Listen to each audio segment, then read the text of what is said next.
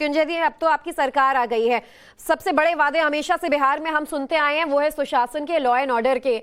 ये ग्राफ आप देख ही रहे होंगे हमारे टीवी स्क्रीन पर, नहीं देखा है तो आप जरा टाइम्स नाउ नवभारत ट्यून करके देख लें। इस पर क्या जवाब देंगे आप, आपकी सरकार? देखिए, अभी तो हमारी सरकार के 1 महीने भी नहीं हुए हैं। 9 अगस्त को सरकार बनी है। ये लॉ एंड ऑर्डर की स्थिति है, जो भी बिहार के हालात थे, बिहार 65 राज्यों में था।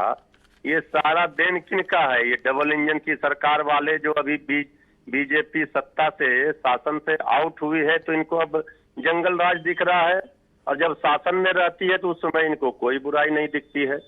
ये तो दोहरा मापदंड बीजेपी का, जिन्होंने बिहार राज्य को फिसड्डी राज्य बना दिया, जिन्होंने बेरोजगार सर, लेकिन पिछले 1 महीने में सवाल देखिए इसलिए ज्यादा उठ रहे हैं कि नई सरकार बनी, चलिए अच्छी बात है, आप लोगों का गठजोड़ देखने को मिला। 1 महीने में ही मुख्यमंत्री इतने व्यस्त हैं कि या तो वो सरकार बचा रहे हैं, जनता बचे ना बचे। दिल्ली में उन पर आरोप लगाया जा रहा है कि राजनीतिक तीर्थ यात्रा ज्यादा जरूरी हो रही है।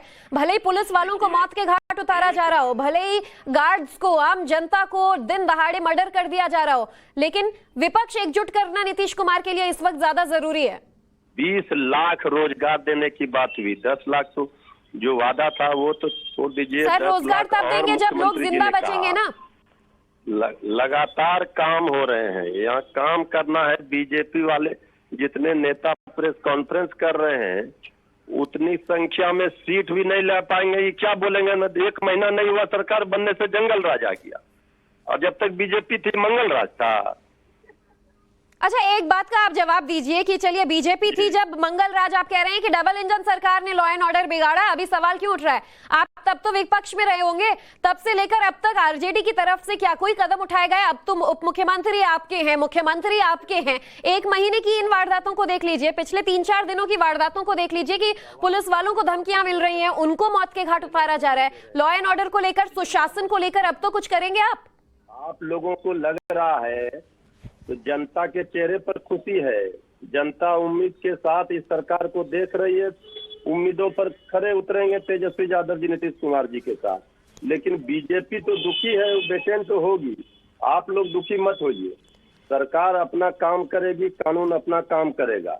जहाँ तक बात है, बीजेपी के नेताओं में होड़ लगी हुई है। सारे नेता सुबह से शाम तक सिर्फ प्रेस कॉन्फ्रेंस कर रहे हैं। सत्ता जाने के बाद बिल्कुल विडंबना यही है कि अगर सरकार अपना काम करे तो फिर हमें सवाल उठाने की जरूरत ही न पड़े। बहुत बहुत शुक्रिया मृत्युंजय जी आपका। अमित हमारे साथ, हमारे सहयोगी जुड़ चुके हैं। अमित, मृत्युंजय तिवारी को भी आपने सुना, बड़ा आसान है इन नेताओं के लिए कि अगर आपसे सवाल पूछा जाए तो आप सरकारों पर या विपक्ष पर जवाब डाल दें। अब तो सरकार, इनकी उप मुख्यमंत्री, इनके मुख्यमंत्री, इनके, लेकिन राजनीतिक तीर्थ यात्राएं ज्यादा जरूरी हो जाती है ऐसे वक्त में जब सुशासन पर सवाल उठता है। देखिए, बड़ी अजीब सी बात है। जिस तरह से मृत्युंजय जी ने कहा साफ तौर पे कि 1 महीना हुआ, लेकिन 1 महीने में ही जो वहाँ की कानून व्यवस्था है वो जिस तरह से लचर हो गई है, गिर गई है, वो दिखाता है कि वहाँ पर क्या हालात है। और अगर बाद में चीज़ें जिस तरह से पिछले 1 महीने में हुई, अगर यही हालात रहा तो समझिए आगे क्या स्थिति होगी।